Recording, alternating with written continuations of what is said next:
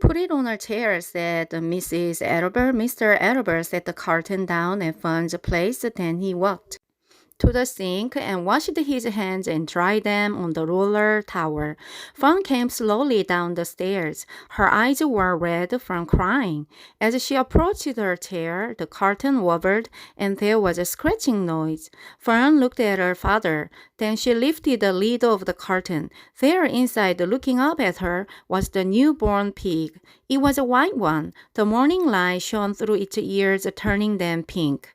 He's yours, said Mr. Arable, saved from an untimely death, and may the good Lord forgive me for this foolishness.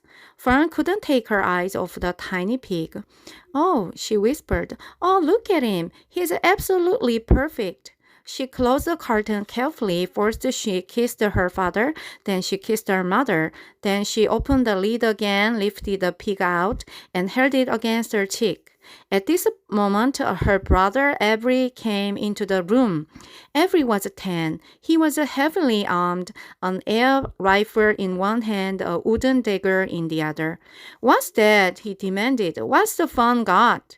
She's got a guest for breakfast, said Mrs. Arable. Wash your hands and face, Avery.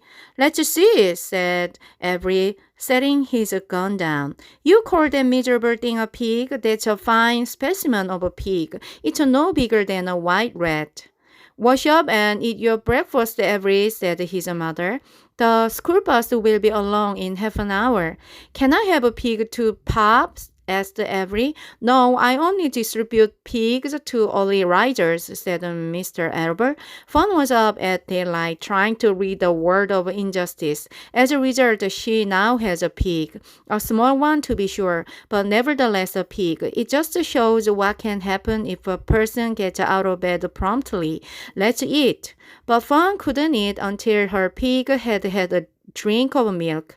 Mrs. Albert found the baby's nursing bottle and a rubber nipple. She poured warm milk into the bottle, fitted the nipple over the top, and handed it to Fawn. Give him his breakfast, she said. A minute later, Fawn was seated on the floor in the corner of the kitchen with her infant between her knees, teaching it to suck from the bottle.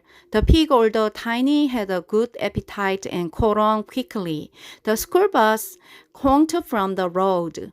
Run, commanded Mrs. Arable, taking the pig from Fern and slipping a donut into her hand.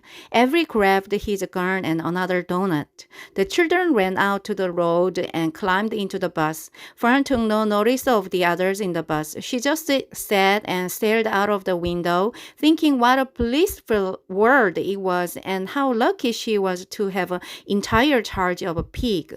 By the time the bus reached school, Fern had named her pet, selecting the most beautiful name she could think of. Its name is Wilbur, she whispered to herself. She was still thinking about the pig when the teacher said, Fern, what is the capital of Pennsylvania? Wilbur, replied Fern dreamily. The pupils giggled. Fern blushed.